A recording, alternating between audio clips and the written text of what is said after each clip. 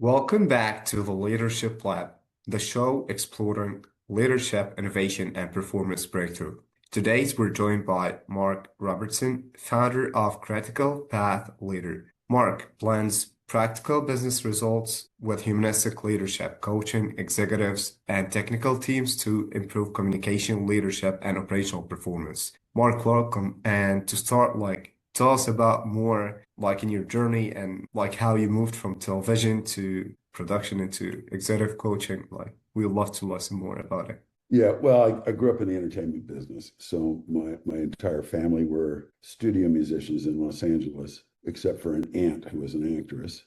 And so anyway, that was how I started out as a kid. And then after college, actually before I got out of college, I ended up working on a networked TV show. And then I ended up producing television shows, and then I produced my own show for PBS, and that was in my 20s. So leading into the coaching, what that did for me was I had to work with a lot of artists, and artists, especially the better they are, the more talented they are, the more sometimes out of balance they are.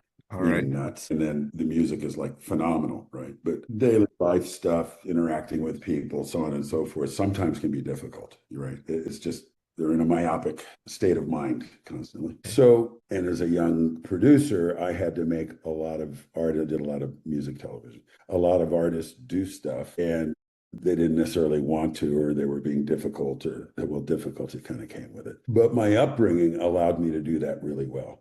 I just never got thrown by it. They trusted me, so on and so forth, because they knew I was looking out for them. Yeah.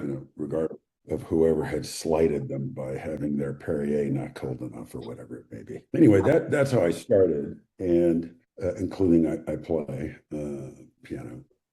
From there, I ended up going back to school and got an MBA, another business degree. I really wanted to learn business and started running companies. Tried to start getting away from producing. Everyone said I was crazy because I had everything I wanted. That's a total shift. Yeah, I was like 28, and they said, you're nuts, And I just knew, anyway, I knew I had to do this for some reason, And I think part of it was I'd seen a lot of people being taken advantage of, especially in the entertainment business, and especially by people who were very smart in business. And so I figured, well, I'm going to learn what's on the other side of this table, And so I ran some companies and could start consulting for them, then ran some small tech media companies, a couple of big music companies, still trying to get away from it. But anyway, and so that kept going on and on and on. And then I became very interested in what I had gone through, which was executive education, people who are already senior, a lot of them senior executives, a lot of them very senior executives, and they don't have necessarily a fundamental business education to go along with it. Yeah. Especially in the entertainment business, it can just, on the executive side, sometimes there aren't many metrics, it's kind of who whatever. Yeah, agreed. So, yeah, I ran an institute in New York that did that with a university from Barcelona called ESA, and they partnered with Kellogg and Harvard. So, and I came up with a different way of doing it, which was to have a top-notch business professor, which they had, and then someone running an entertainment company design a program together, not just have a guest speaker.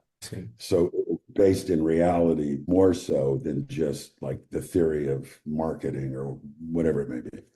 So I did that, and that was going well. And then I wanted to do it on my own, and I was in New York, and I wanted to come back to LA. And so I partnered with the Marshall School of Business, and we did a bunch of programs here in LA, same thing, media and entertainment execs.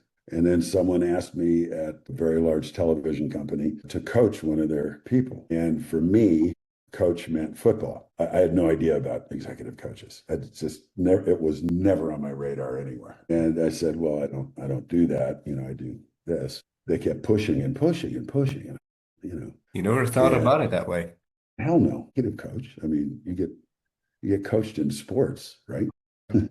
Yeah. So anyway, and they kept pushing and pushing and pushing. And I liked them. They've been very generous with us and given us a lot of programs. And they wanted to separate me off, that kind of thing. And then they just threw a ton of money at me, like big entertainment type dollar. So I said, okay, we'll try it for 3 months. And what I didn't know then, but the normal coaching thing is 6 months. normally people meet every 2 weeks, that kind of thing. And to me, I just made this up. I said, I figured in 90 days, if this isn't getting better or working, it's not going to get better. It's not going to work. And so I said, so I'll meet with them once a week, not once every 2 weeks. That's too much time in between. And so I met with them, and this young man was one of their top people, engineering wise, and his entire team had walked out on him. They were so mad they walked out of the company. The fact that they kept him as their manager, they kept him as their manager, and he had like 5 people working for him, and he thought he was going to get promoted. It was just the most diverse, weird, he and I kept it. Where is he from? Where's he? They said, well, he's Asian. Okay, well, where's he from? And his boss really liked him, which was good. That's what helped him.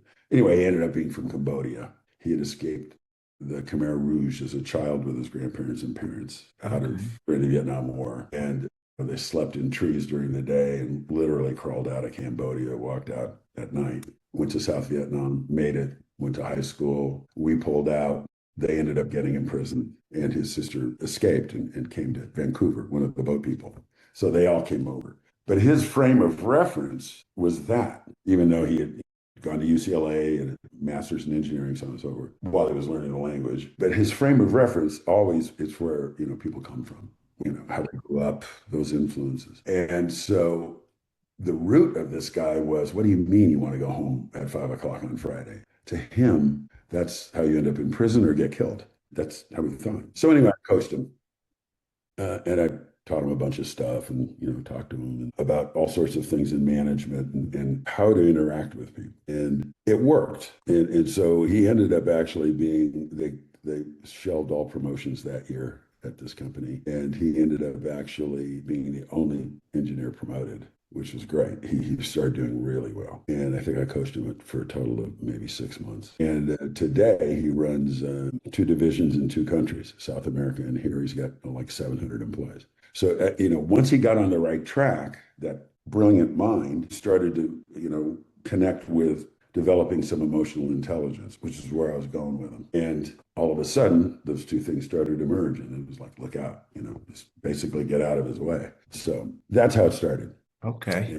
And then I did, I think, 40 executives there. And then I went to another aerospace company, a pretty big one, like 300 there. And it was all word of mouth. And along the way, I developed specific techniques to use on how to solve a problem with an employee, someone, you're working with or working for you, how to manage projects, even including that, like 8 different programs. I have about 20 techniques. The whole point, though, of what I do, it is humanistic for sure. But the whole point of it is to get a result and not to teach a bunch of theory.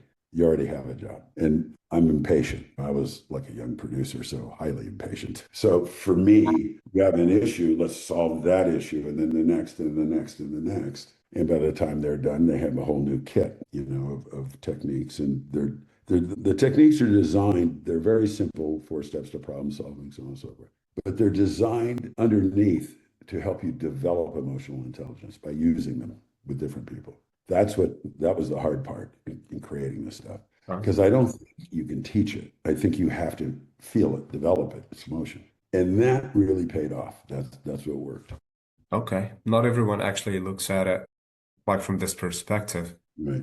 That's because I don't know anything about coaching. So tell me more, like how does Critical Path later work today? Like you work more in one-on-one coaching group sessions or like in follow-up? I do both. I do coach quite a few C-level executives now, and small companies as well as big ones. Honestly, my focus is I've coached a lot of people in their 50s, 60s, 70s, 80s who are running companies. The older they get, the coaching changes, right? Because we have to change behavior that's like embedded. That's the hardest thing on earth to do is change behavior. I mean, thank God I don't have to do half of what I tell everyone else to do, because it's hard. So that's different than coaching younger people, younger generation, which I love doing because they're more malleable. They're hungry to learn. They They're want to still know. having this kind of energy. Right. And especially at the companies that I was working with, they were new space companies doing things no one had ever done before. And so they just were trying to absorb it, which is wonderful. And to me, that's what the future is. So how it works today is I do the individual coaching. Normally, I do like coaching young managers and directors. The age doesn't matter. Middle management people actually suffer the most. I've had a bad boss and they go home and they just feel awful all the time. And that is one of the focuses of this is to eliminate that suffering. Mhm. So that's working with them on how to manage up. And then ultimately I end up working with the people on top on how to treat people and how to be more effective. So that's the individual coaching. And then the techniques are also programs now. So right now, I think we have a set of 7 or 8. One, as an example, you know what a PIP is, performance improvement thing. Yeah. So create a program called a SIP, which is a success improvement program. It's different than someone feeling heat instead, or a lot of pressure. Instead, we set up a critical path for them to learn what they need to learn. They get a mentor, so on and so forth. Yeah. And that's been very successful. So there are about 7, 8 programs. They're about 2.5 hours each. We usually limit it to 15 people, and it has one specific technique. So as an example, when we teach the critical path thing I designed, they'll come with a project that they're having trouble getting done. Yeah. And in the course, they're working on that project. And at the end, they actually have started a plan. And then I'll coach them for one session on how to apply what they've learned in each program. Okay. So that's a package of programs. People pick 1, 2, 3, but normally everyone goes for 8. I see. We've been running those successfully at several companies. And now we're teaching trainers, HR people, training people on how to run the programs themselves. So I'll start, they learn, and then we license the programs to them so they can do it throughout They their can whole do it company. all to the company then. Correct. The whole point of my stuff is it spreads. Yeah. So I coach one executive, and that executive, because the people following them are seeing them change their behavior. And then I coach them on how to coach these people to learn this stuff. And that's happened several times at some large companies, which is awesome. I don't have to It worry. is. It is. Yeah, Like you're living a huge impact in that way. right. One of the basis of this, I call it, I'm kind of made this, I make all this stuff up. Anyway, is 60-40 rule, which is if someone's unhappy at work, but they're talented, they're good enough to keep their job. And they're unhappy though. They're resentful. They don't trust the company, the boss, whatever, when they feel mistreated. They put 60% of their effort into doing the job because they're really good at it. And that's enough to hold on to the job. That's not going to get them promoted or any of that stuff, but it keeps everyone off of them. Yeah. Then they spend 30 to 40% of their time bitching, complaining, owning, pulling people down, gossiping, all of that stuff, and or looking for another job. You're still paying them 100% of the time. So who's being foolish? Unfortunately, yeah. You add that up across a company with 50,000 employees, the amount of money that is, and the amount of time that's wasted and people not talking together and all of that, it is huge. And we quantify it. We actually go in and take salaries, break them down in hourly rates. We look at, I'll do it with the CFO of the companies, but we look at where there's log jams, bottlenecks, and then we add the hours up. And at the end of the year, for big companies, 30, 40 million bucks. It's a lot of money. Yeah. So there's a practical result we're looking for by humanistic leaders. It's just right. Okay, that makes sense. So let's say like with the companies you did, what would be the biggest challenges you see companies facing nowadays on leadership and communication? Today, Yes. a multitude. First, you have multi-generational issues. Yeah. I actually wrote a book about that, but I work with, you name it, Gen X, Gen Z, whatever. Doesn't matter. Yeah. Millennials, boomers. Whatever. Yeah, whatever flavor they come in. And they're all different. Their approaches are different. They've been raised differently. And again, going back to, kind of throwing this in as we go, I hope it's okay, but everything I look for is the root cause of the problem. And I learned that from rocket scientists and engineers, because engineers are looking to solve a problem always. They don't have one to solve, they'll create one. Anyway, but they're looking for the root cause of it. What is underneath all of it? And so, they keep me that way. And I kept thinking, well, that's what you need to apply to this. So it's where people started in life is going to be how they behave. So people blame. I mean, I did a bunch of radio interviews and they were putting down millennials and, shouldn't they be this and that? And I said, well, whose fault's that? Yeah. Yeah. They weren't born this way, They you know. are like we're seeing a lot of crazy stuff right now, like with the new Sure. generations. But it's from the parents. Yeah. And the That's the root kids, cause. yeah, it's like racism. There's no child that's born a racist. Right. They're taught it. So with the generational stuff, that's how I work with them. And that works because it's based on their experience, not what a group of senior executives running a company, how they want them to be. Right. You get the best out of someone doing it. You're trying to make them jump into a mold and you're just cutting off almost everything. I mean, talent, passion, drive. I just watch executives, senior people kill that all the time, and they wonder, well, we're paying them a lot. People, unless you're in survival mode, you're not working for money. People work for one thing and one thing only: acknowledgement. I'm valuable. What I do is valuable. People appreciate it. If I'm not here, it makes a difference. That's what drives folks. Interesting work helps too. But when other people are dependent upon you and they are acknowledging that, you'd be amazed at the things you can do and want to do. So that's how we end up taking care of these different generations and getting them to unite that way. Work together. Yeah. Everyone's acknowledging everyone. All of a sudden, it's like, oh, the young person is acknowledging, the woman that's run 5 companies and has 30 years of experience. Her thinking is completely different than, you know, Yeah. this young generation. But the point is, if there's a mutual respect and acknowledgement going on, look at all you can pull from that, and then all they can get out of you. Right.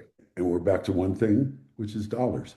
Business, you have to be profitable, right? Exactly. So, being humanistic means making more money. And you'd be amazed at how many, especially C-level execs go, how's that work? They think if I'm nice, they're all going to get away with murder. They won't work. They'll just sit there. It is exactly the opposite. Exactly the opposite. So Yeah. anyway, All right. So, like moving to operations right now, what patterns do you see like when executives struggle, and how does your coaching system deliver measurable results in that case? well, usually I'm brought in one of 2 ways. Okay.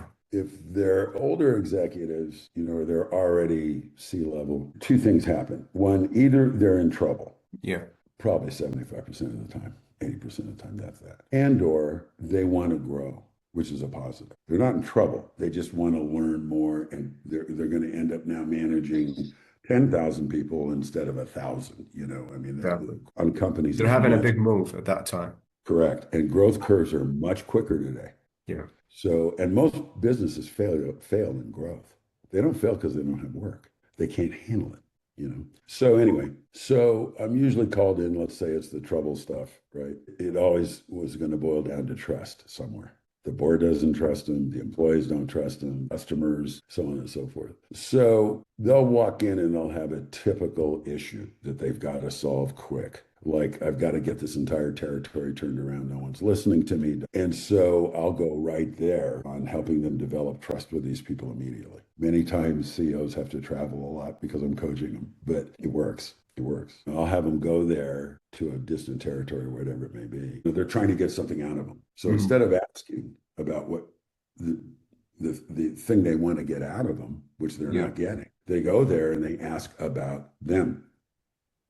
Okay. And you have to do it until people trust them. The coaching's hard. It's not easy. But when that happens, and it's worked every time, I haven't had it fail once. They come back and they get what they want. Every time. It has not ever failed. And it's simply because these people don't trust this executive. This executive is pounding them for something all the time. They're already busy. And they think they're trying to undermine me. They're after me. And so we flip it, and that trust starts to develop again. And the key to trust and building trust is, and this is the hard part about leadership, and especially senior management. You come second always, always, always. It's like when you go home and you have kids. The kids come first. Right. Unless they've driven you completely nuts, but they come first. Same thing in leadership. You're second, they're first. Approach things that way. The benefit you get is huge, and people will support you. It's amazing the change that happens because your entire focus is out here, not just on what you want, which is exactly how you get what you want. And so, the thing with that is once you get that trust as a leader, one careless word, one careless sentence can destroy it. And it can take, or you may not ever get it back, but it can take months to build it. But you can destroy it like that. That's why I really push hard on your focus has to be on them. If your focus is on them, you're not going to make one of those critical mistakes because you're thinking about them, how it'll affect them, which of course, Okay. and Yeah. everyone kind of operates or is taught the reverse. And I know a few CEOs who are in that B category, dollars type of thing, and miserable as hell. At least when I started with them, really unhappy. Just couldn't figure out why is this not working? Why can't I connect? And it's hard. And that to me is where the coach comes in. Right. And again, back to football, if the guy's watching you run a pattern, you're not watching you run a pattern. He's watching you, and then he can help you. So, Yeah, that totally makes sense. Moving to future, like, looking ahead for the next 6 months, where do you want to take critical path later? mm, More clients, new programs, deeper tech integration.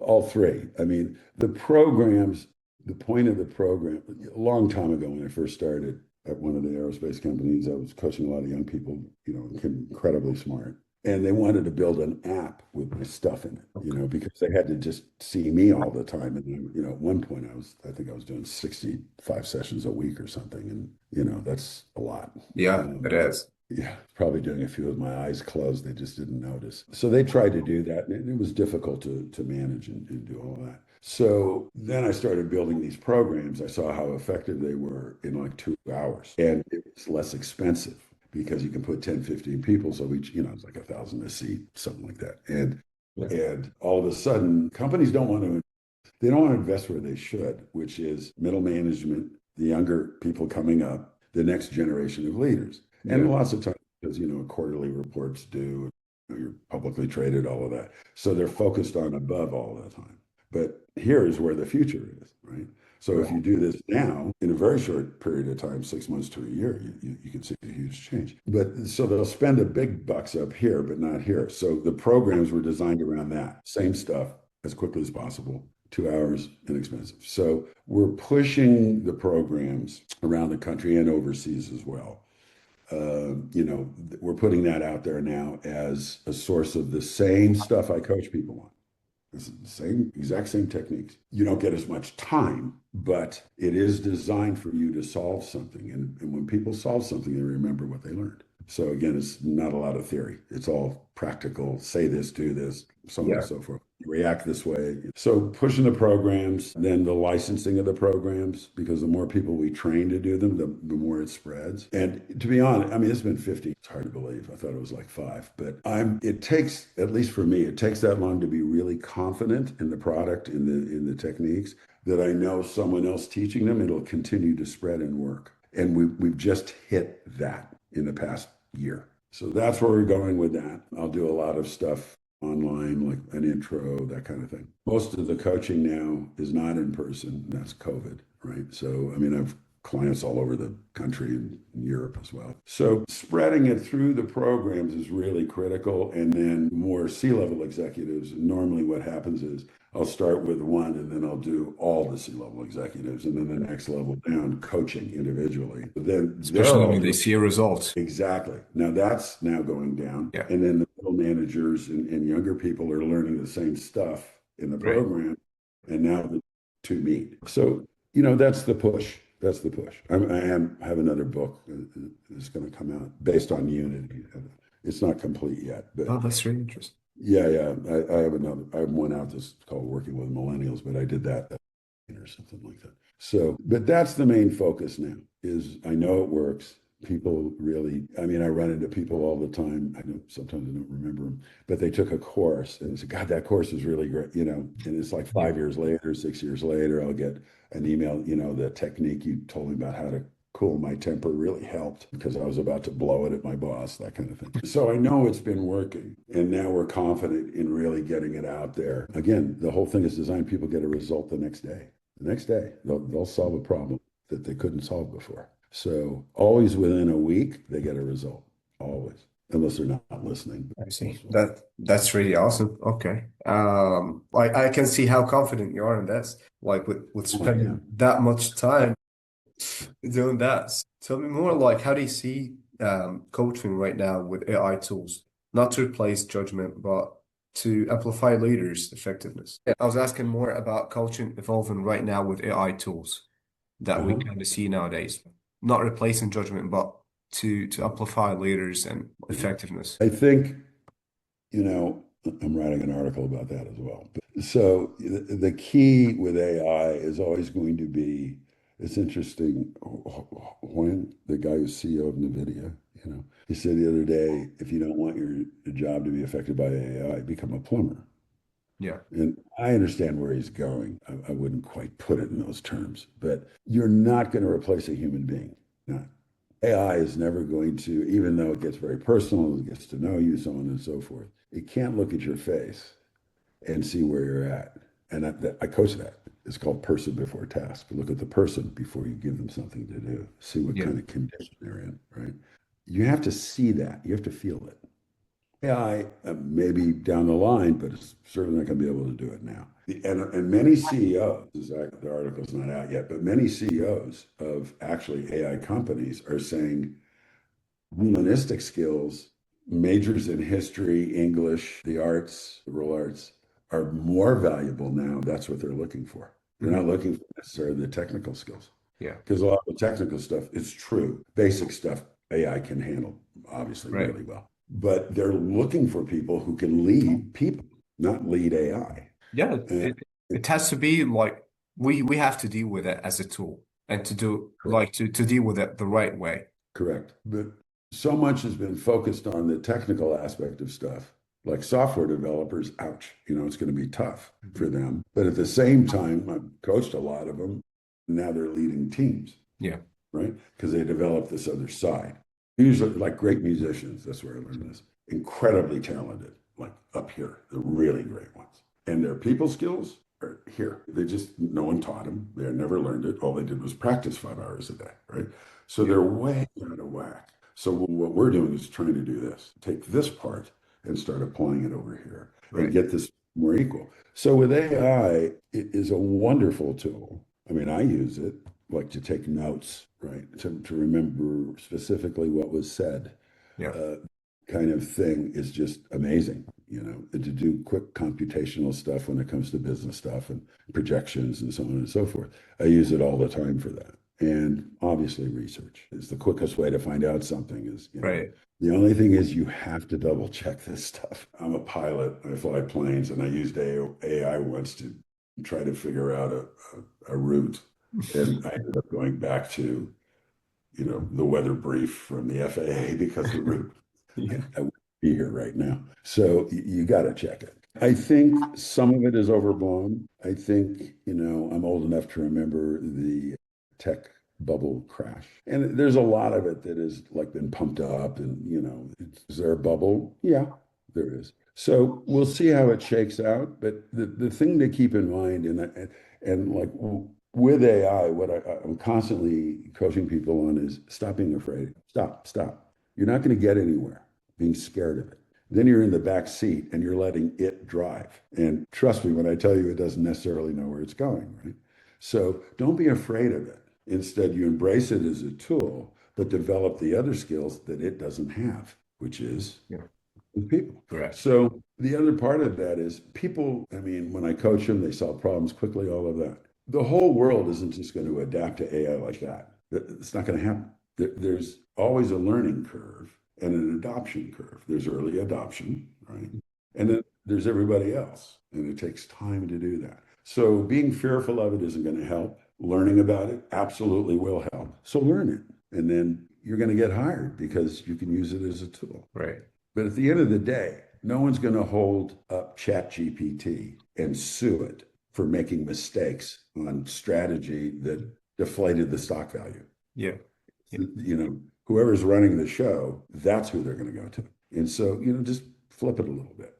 But, I do use it for that stuff all the time. I agree with you. So that has been really insightful. Thank you so much for joining today. Oh, sure, sure, sure. Yeah, thank you so much. I know the audience also gonna enjoy that.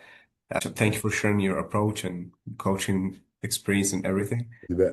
Yeah, Anytime. thank you so. Okay. You're more All than right. welcome.